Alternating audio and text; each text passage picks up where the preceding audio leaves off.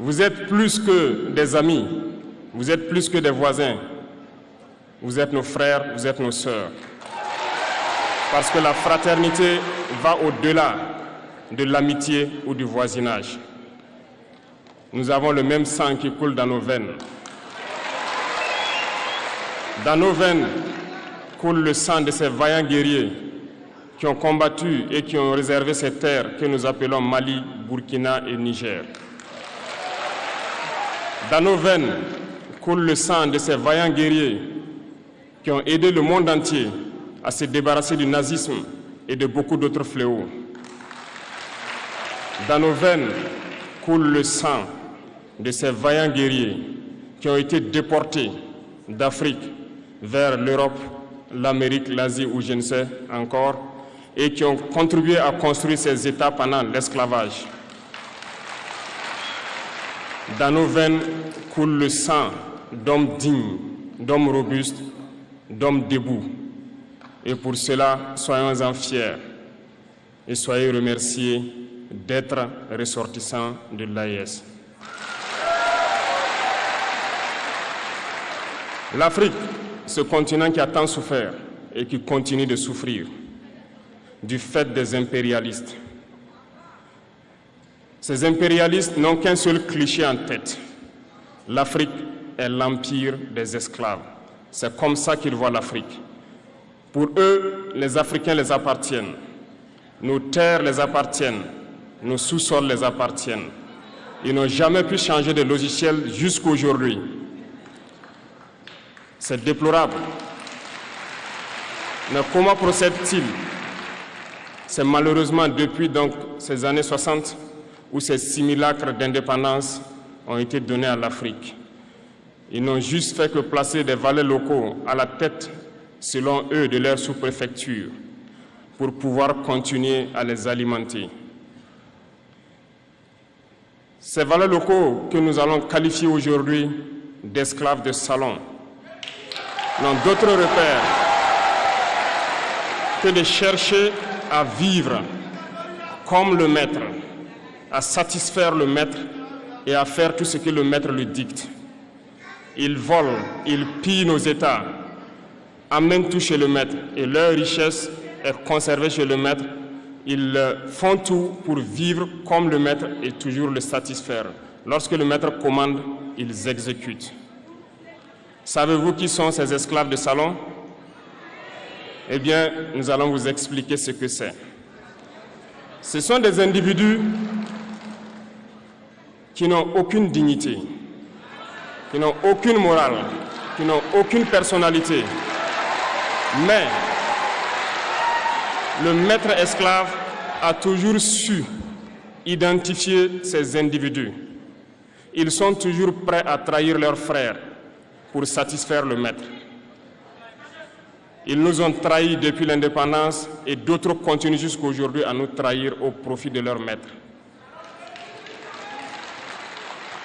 Ces individus continuent toujours, contre vents et marées, à piller l'Afrique, à aider le maître à piller l'Afrique. Ils se plaisent à le dire chaque année dans leurs sondages économiques. Le Burkina est le pays le plus pauvre, le Mali est le pays le plus pauvre, le Niger est le pays le plus pauvre. Nous sommes classés parmi les derniers. Très bien, si nous sommes aussi pauvres qu'ils le disent, mais quand est venu le moment de prendre nos responsabilités, nous avons demandé à ces maîtres de quitter les lieux. Pourquoi ne veulent-ils pas partir? Lorsque nous prenons le cas du Niger, depuis plus de 40 ans, certains pays exploitent l'uranium pour produire de l'énergie chez eux. D'Ottawa jusqu'à Paris, les rues sont illuminées, c'est la lumière. Mais au Niger, c'est l'obscurité qui nous est servie.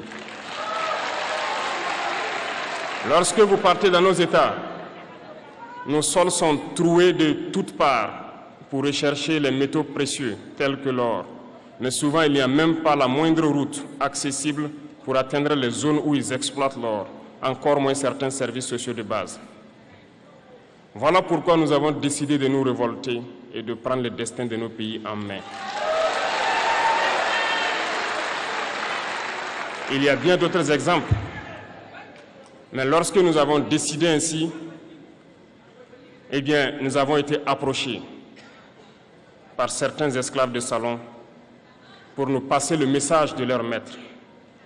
Parce qu'ils avaient créé cette sorte de chaîne polymère qui se relève à la tête de nos États pour les servir. Et nous sommes venus briser la chaîne. Et c'est inconcevable pour eux.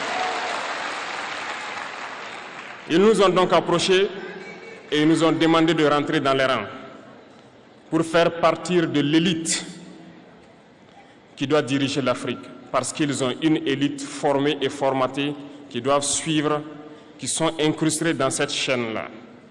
Nous avons refusé de rentrer dans leur rang. Et dès lors, les hostilités ont commencé. Ils ont fait fourvoyer dans nos zones plusieurs mercenaires, des formateurs. Les agents sont descendus dans le Sahel pour espérer mener des attaques barbares, lâches contre nos populations, espérer les révolter. En plus de ces attaques sur le terrain, les attaques communicationnelles, la manipulation, la désinformation battent son plein dans leur rang. Mais les peuples du Sahel ont compris et plus jamais on ne pourra les manipuler. Ils savent d'où ils viennent, ils savent ce qu'ils font et ils savent où ils partent.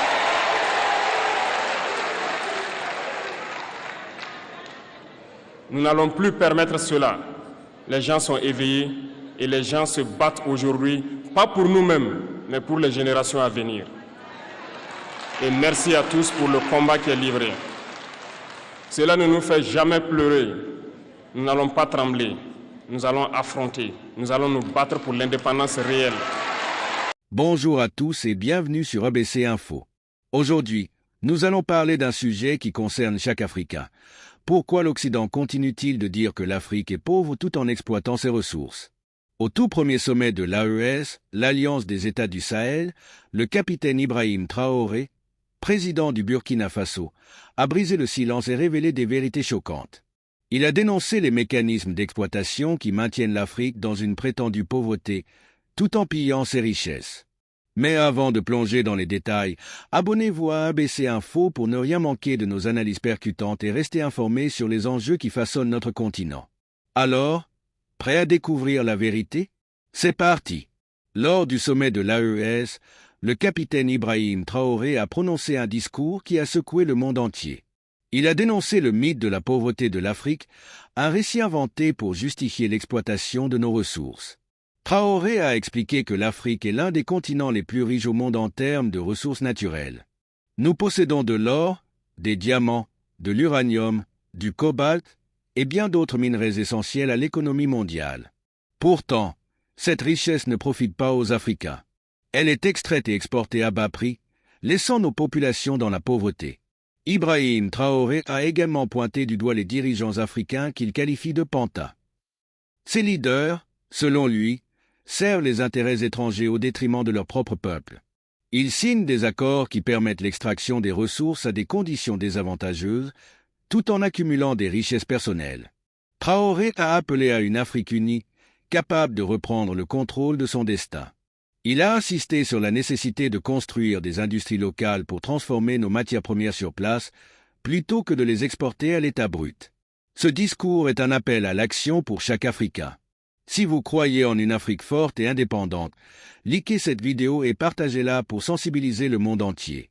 Ensemble, nous pouvons briser les chaînes de l'exploitation et construire un avenir meilleur. Et n'oubliez pas de vous abonner à ABC Info pour ne manquer aucune de nos analyses. Votre soutien nous aide à continuer ce travail essentiel. Le Niger est un exemple puissant de résistance et de détermination. Ce pays, riche en uranium, a longtemps été exploité par des puissances étrangères. Pourtant, face aux sanctions internationales et aux pressions économiques, le Niger a refusé de plier. Les dirigeants nigériens ont pris une décision courageuse, prioriser le bien-être de leur peuple plutôt que de céder aux demandes étrangères. Malgré les sanctions qui visaient à isoler le Niger et à affaiblir son économie, le pays a renforcé ses systèmes internes.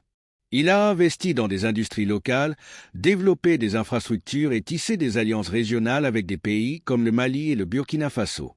Cette résilience a permis au Niger de résister aux pressions extérieures et de montrer que l'Afrique peut prospérer sans dépendre de l'aide étrangère. Le Niger est devenu un symbole de ce que l'Afrique peut accomplir lorsqu'elle prend son destin en main. L'unité africaine n'est pas juste un idéal, c'est une nécessité.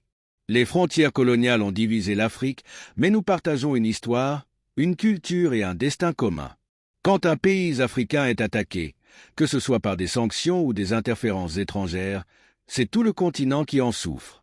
L'alliance entre le Niger, le Mali et le Burkina Faso est un exemple puissant de ce que nous pouvons accomplir ensemble. Ces trois pays ont décidé de s'unir pour résister aux pressions extérieures et construire un avenir où l'Afrique contrôle ses ressources et son destin. Ils ont montré que lorsque des nations africaines se soutiennent mutuellement, elles deviennent une force impossible à ignorer. Cette unité est essentielle pour briser le cycle de la dépendance et de l'exploitation. L'exploitation de l'Afrique ne date pas d'hier. Elle trouve ses racines dans l'esclavage et l'impérialisme. Pendant des siècles, les ressources et les populations africaines ont été pillées pour enrichir d'autres continents. Aujourd'hui, ces mécanismes de contrôle ont évolué, souvent déguisés en aide humanitaire ou en partenariats économiques. Mais derrière ces masques se cache une réalité brutale, l'extraction des ressources africaines au profit des puissances étrangères. Les dirigeants africains qui collaborent avec ces puissances étrangères trahissent leur peuple. Ils permettent l'extraction des ressources à bas prix, tout en important des produits finis à des coûts exorbitants. Ce cycle maintient l'Afrique dans la pauvreté et la dépendance. Mais comme l'a dit Traoré, il est temps de briser ce cycle. Nous devons rejeter les dirigeants qui servent les intérêts étrangers et choisir des leaders qui œuvrent pour le bien de leur peuple. Pourquoi l'Occident s'accroche-t-il à l'Afrique? Parce que notre continent est riche.